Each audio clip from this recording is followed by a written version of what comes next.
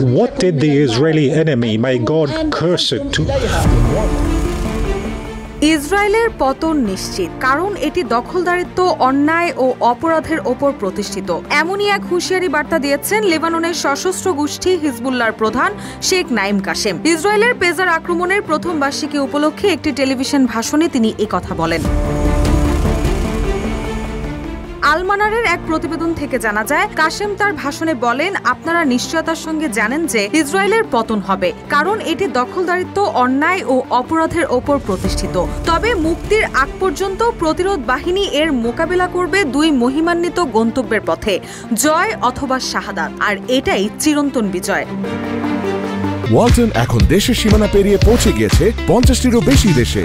ওয়ালটন, ঘরে ঘরে, বিশ্বজুড়ে। তিনি আরো বলেন, পেজার হত্যাযজ্ঞে আহতরা শুধু বেঁচে থাকেননি, তারা আশার চাবিকাঠি এবং প্রতিরোধের জীবন্ত প্রতীক হয়ে উঠেছেন। কঠোর পরীক্ষা নিরীক্ষার মুখোমুখি হয়েও জয়ী হয়েছেন। শত্রুর সমস্ত চেষ্টাকে অগ্রাহ্য করে শক্তি ও নতুন উদ্দীপনায় এগিয়ে চলেছেন।